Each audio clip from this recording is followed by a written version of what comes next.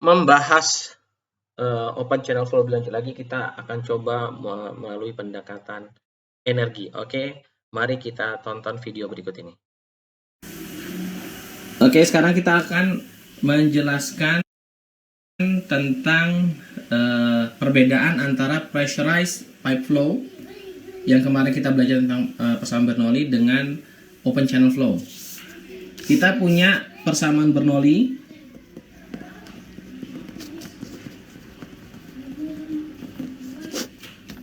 Kita tulis ulang ya. Rho GH pada titik 1 Rho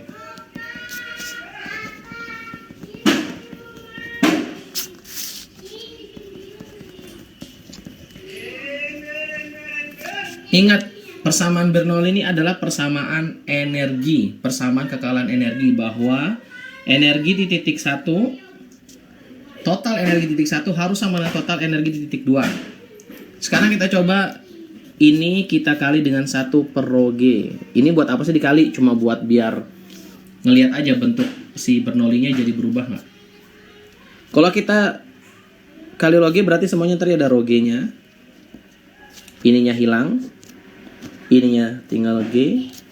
Ininya ada rho G, ininya hilang. Ininya hilang, tinggal G. Sehingga persamaan Bernoulli kita jadinya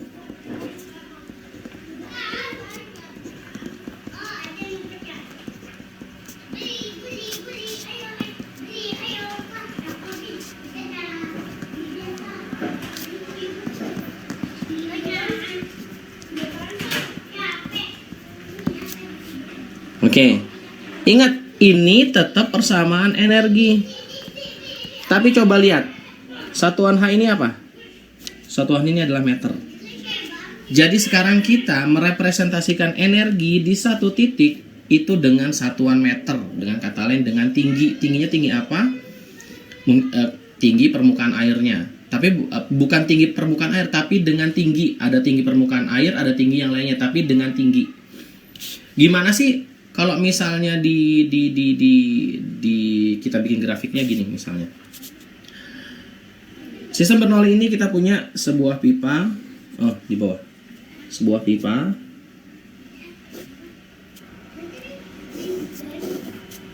Pipa ini punya luas penampang yang kita bikin sama.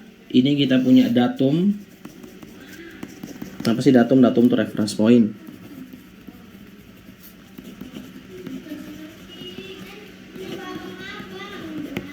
Oke.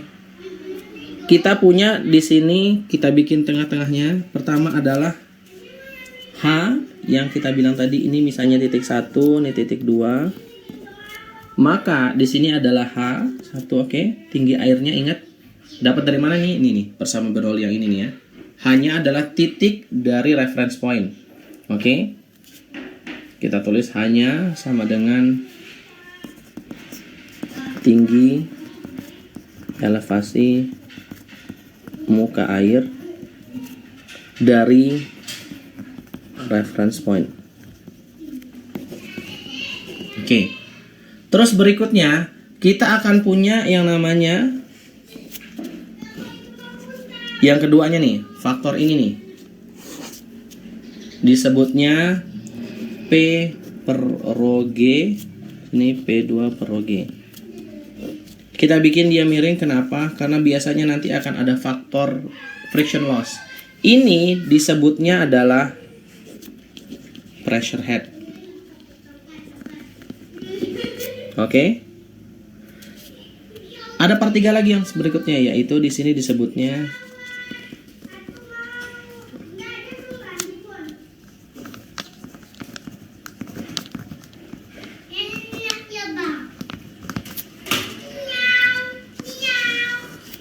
ini pressure head, ini disebutnya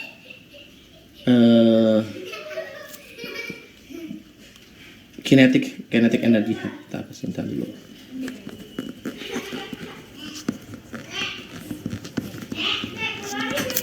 Dengan ini disebutnya, kalau nanti teman-teman ketemu ini disebutnya HGL, hydraulic Great line. Ini disebutnya EGL, energi great line. Total energinya adalah kita tambah S1, pressure head tambah kinetic energi headnya, itu disebutnya persamaan bernulis seperti kita biasa. Perbedaan ini biasanya ini disebutnya head loss. Oke. Ini untuk pressurize pipe flow. Sekarang kita akan coba masuk kalau misalnya dia open channel flow. Oke. Ambil dulu, kita ganti itunya. Sekarang open.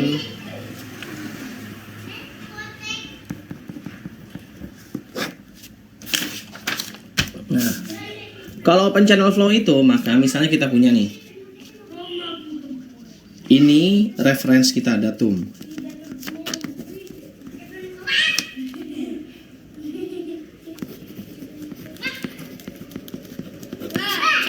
Kita punya saluran, nih salurannya, saluran. Ini adalah dasarnya. Di atasnya dia punya permukaan air. Oke, kita punya ini disebutnya, biasanya kita bilang ini H1, H2. Ini kita bilangnya adalah D1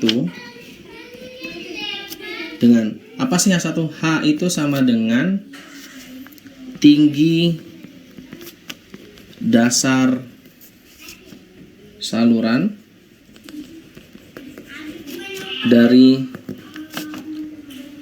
reference point, dengan D sama dengan tinggi muka air. Maka kalau open channel flow dia nggak punya yang namanya pressure head. Kenapa? Karena dia nggak punya tekanan di sepanjang ini, di sepanjang jalur ini, di sepanjang HGL-nya ini. Tekanannya adalah tekanan atmosfer, jadi dia saling menghilangkan itu. Tapi dia masih tetap punya yang namanya energi head, yaitu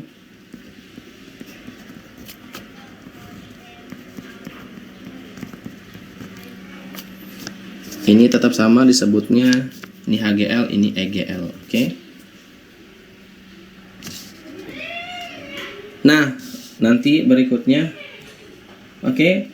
Terus berikutnya, maka kalau kita punya titik 1, titik 2, persamaan bernolik, bukan persamaan bernolik, persamaannya akan berubah menjadi, ini tetap kekal, ini tetap adalah persamaan energi, sehingga energinya bisa kita bilang E1 sama dengan E2, H1 plus D1 plus P1 kuadrat per 2G sama dengan